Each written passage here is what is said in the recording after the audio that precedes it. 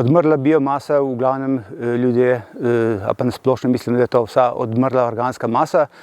Ko pa gozdarji o tem govorimo, pa mislimo na odmrlo drevje, debeline 10 in več centimetrov. Biomasa v gozdu je zelo različna, se pravi odmrlo drevje. Imamo stoječe drevje, potem ležeče odmrlo drevje, s tem, da so zelo velike razlike med drevesnimi vrstami. Iglavci zelo počasi razpadajo, dolgo časa stojijo, potem padejo, se pravi skoraj toliko časa, kot so rasle, da popolnoma razpadajo.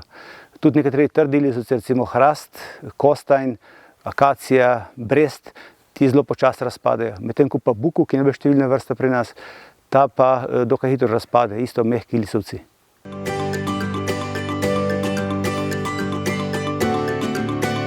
Ja, na splošno ljudje v glavnem imamo rajši parkovni gozd, čisto prehodno, tak pravljičen gozd.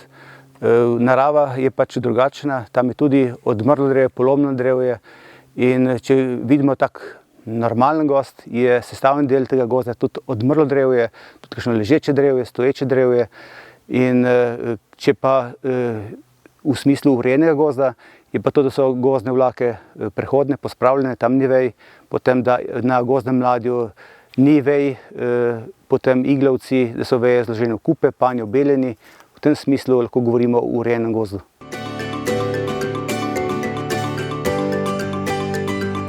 Cilj tega ukrepa je povečati biotsko pestrost v gozdovih. S tem, ki je večja biotska pestrost, tudi večja odpornost na vse razne ujme, ki se sploh v zadnjem času zelo pogosto dogajajo. In ohranitev zelo redkih rastlinskih in živalskih in ostalih vrst.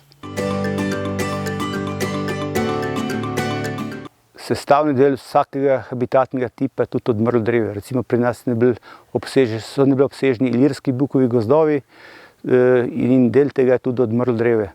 Vedeti moramo, da v gospodarskih gozdovih je tam polovica oziroma tretjina lesne mase, kakor je v pragozdovih.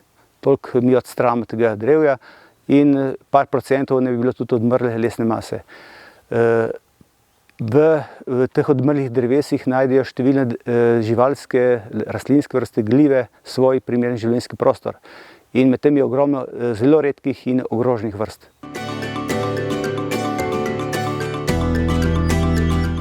Biomasa ali pa primerno odmrlo drevje je zelo različno, odvisno od tipa gozda.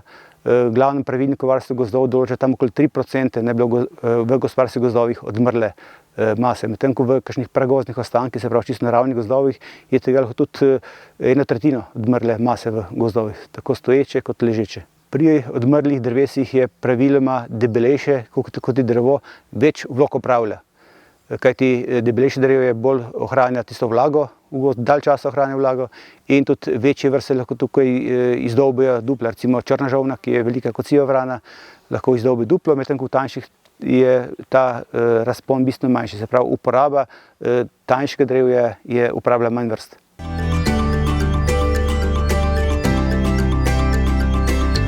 Ja, mi imamo en primer dobre prakse v državnih gozdovih, ko že 3 desetletja načrtno gospodarimo z odmrlo maso, tudi v načrtu iz leta 1991-2000 so bile že prvič upisane te zadeve, se pravi, koliko odmrle drevja in kakšne debelinske stopnje puščamo v gozdovih.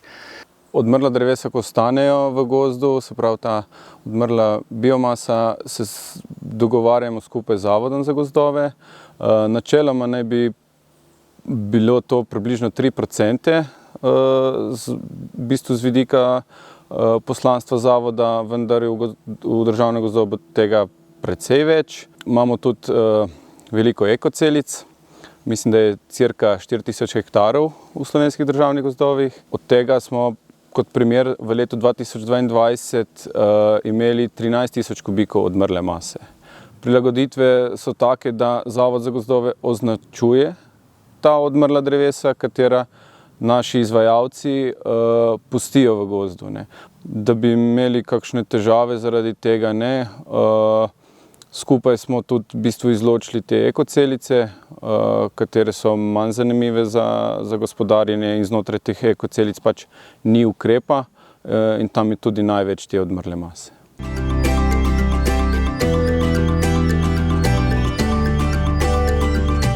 Zdaj v zadnjem času, ko je pa aktiven sklad ta za Naturo, pa tudi v zasebnih gozdovih dajemo v zakup oziroma lastniki dajo v zakup svoje parcele in odkupljamo stoječe drevje kot habitatno drevje. Sem lastnik cirka 25 hektarov gozda in sem se potem lažje odločil za en gozd, eno parcelo, ki leži predvsem na strmejšem delu.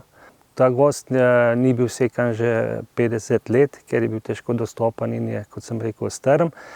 Zato smo se potem v sodelovanju z Zavodom za gozdove odločili za to ukrep. Zato sodelovanje z Zavodom za gozdove je bilo zgledno. Skupaj smo pregledali parcelo, potem določili meje in se dogovorili za ta ukrep. Papirologija je relativno enostavna. Dogovorili smo se za ogled in potem smo strani Zavoda za gozdove dobili pogodbo in smo potem to podpisali in je bilo to relativno enostavno.